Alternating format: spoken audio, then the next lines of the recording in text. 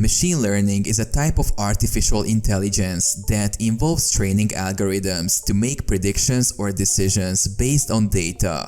The process typically involves several steps: data preparation, model training, model evaluation, and model deployment. In the data preparation step, a dataset is collected and cleaned to ensure that the data is relevant and accurate.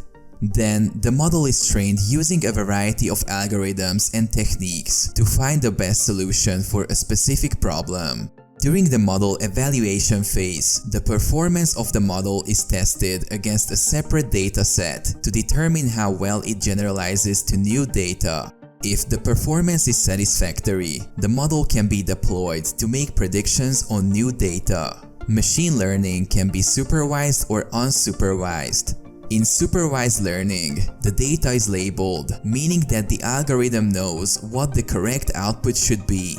In unsupervised learning, the data is not labeled, and the algorithm must find patterns and relationships in the data on its own. Machine learning is used in a wide range of applications, including image and speech recognition, natural language processing, fraud detection, and personalized recommendations.